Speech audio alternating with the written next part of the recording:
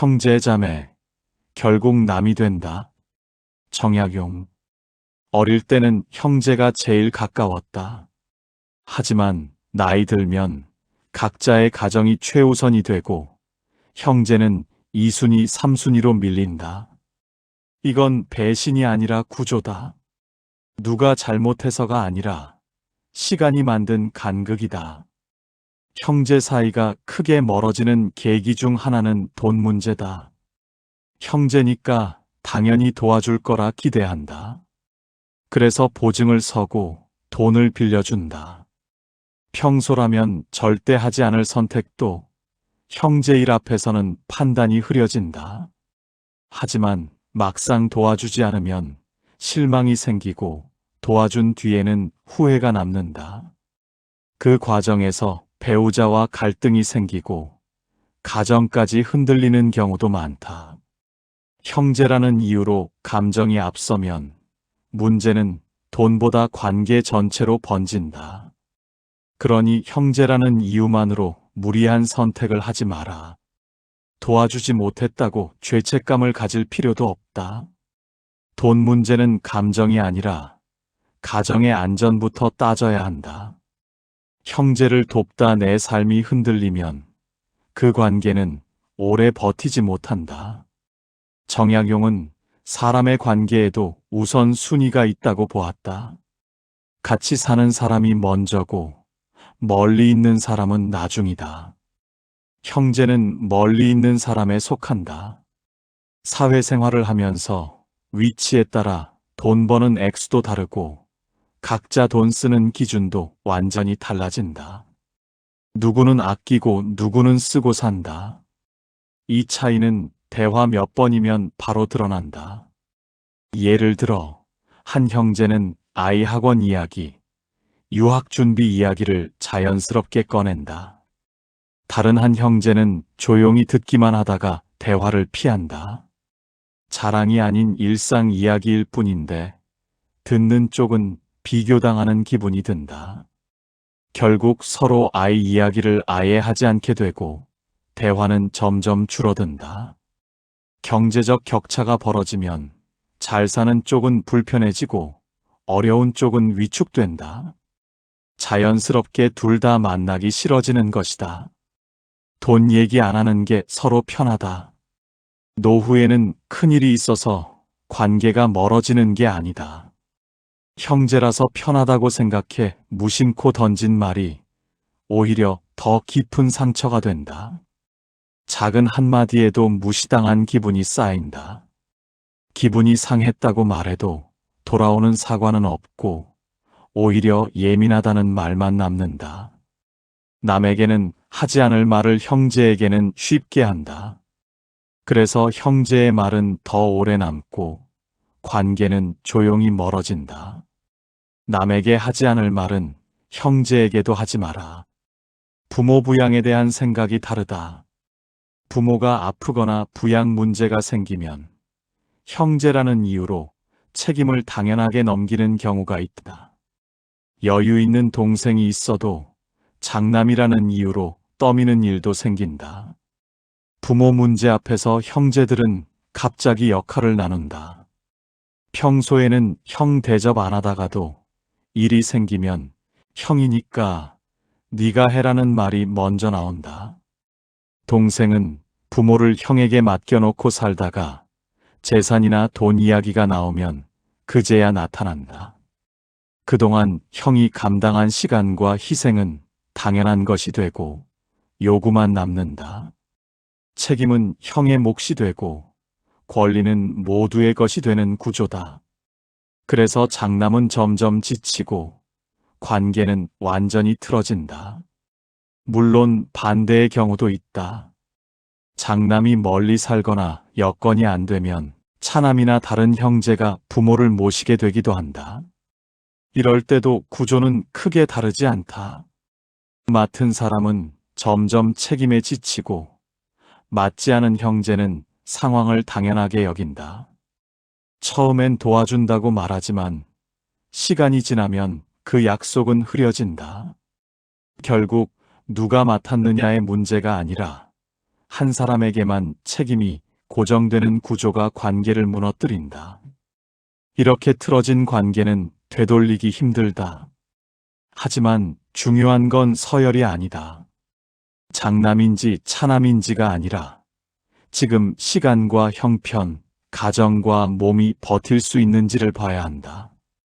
부모 부양은 명분으로 정하는 게 아니라 감당 가능한 사람이 역할을 나누어 맡는 게 현실이다. 부모 재산과 유산 이야기가 나오기 시작하면 말투가 바뀌고 계산이 들어간다. 부모 재산 앞에서는 자주 공평이라는 말이 나온다. 하지만 현실을 돌아보면 공평했던 적은 거의 없다.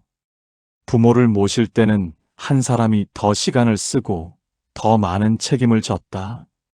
그때는 공평을 말하지 않다가 재산 이야기가 나오면 갑자기 다 같은 자식이라며 공평을 내세운다. 형편이 넉넉해도 한 푼이 아까워 공평을 말하고 가장 많이 감당한 사람의 시간과 희생은 계산에서 빠진다. 그래서 유산 문제는 돈보다 마음을 더 갈라놓는다. 노후의 형제 관계는 해결하려 들기보다 정리하며 지내는 게 맞다.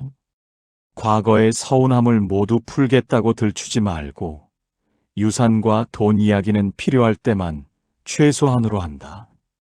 각자의 기억과 상처를 인정하되 평가하려 들지 않는다.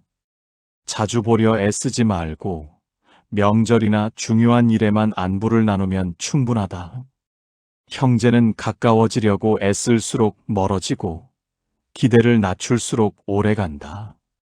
결혼을 한 이후에는 배우자 성향이 다르면 형제 관계도 달라진다.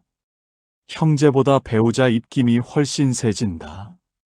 배우자가 형제 만남을 꺼리면 자연히 발길이 뜸해진다. 형제 사이가 서먹해지면 그 자식들 관계도 서먹해진다. 사촌이니까 잘 지내라는 말도 이제는 옛말이다. 어릴 때는 어른들이 만나게 해서 만났지만 크면 각자 친구가 있고 각자 일정이 있다. 사촌이라는 이유만으로 굳이 억지 친분을 이어갈 이유가 없다. 각자의 가족 구성원들이 불편해할 수도 있다.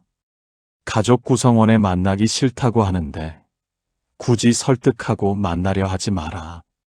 가족 모임도 억지로 가지지 마라.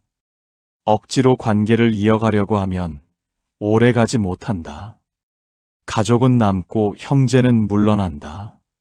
마지막에 남는 건 같이 사는 사람과 돌봐야 할 사람이다. 형제는 미워서가 아니라 자연스럽게 자리에서 밀려나는 것이다. 형제니까 가족이니까라는 이유로 강요하지 마라. 만나도 불편하고 자주 연락해도 부담이다. 배우자에 따라 사는 지역이 달라지는 경우도 있고 직장에 따라 달라지는 경우도 있다. 도시에 사는 사람과 지방에 사는 사람은 생활 감각이 다르다. 처음에는 자주 보려 노력하지만 나이가 들수록 이동 자체가 부담이 된다. 그래서 의도가 아니라 체력과 생활의 한계로 뜸해진다. 그러다 보면 자주 안 만나지고 어색해진다. 애 키우고 돈 벌고 집 지키다 보면 형제까지 신경 쓸 여유가 없다. 그래서 자연이 뜸해진다. 사람들이 가장 힘들어하는 건 형제가 멀어졌다는 사실 자체가 아니라 그래도 이 정도는 해야 하는 거 아닌가라는 생각이다. 형제라는 이유만으로 자주 연락해야 하고 항상 마음을 써야 하고 섭섭해하지 않게 배려해야 한다는 기준은 어디에도 정해진 적이 없다. 이 기준은 대부분 부모 세대의 가족관계나 과거의 기억에서 만들어진 것이다. 지금의 삶과는 맞지 않는 잣대다. 그 기준에 나를 억지로 끼워 맞추면 형제관계가 아니라 의무관계가 된다. 그리고 의무는 오래 갈수록 부담이 된다. 연락 빈도에 대한 기대가 다르다. 한쪽은 왜 연락 안 하냐고 하고 한쪽은 바빠서 못 한다고 한다. 여기서부터 서운함이 쌓인다. 건강 상태가 달라지면 더 벌어진다. 아픈 사람은 예민해지고 건강한 사람은 그걸 감당하기 싫어진다. 아픈데 걱정 안 해준다고 서운해한다. 연락 줄어드는 건 관심이 식어서가 아니다.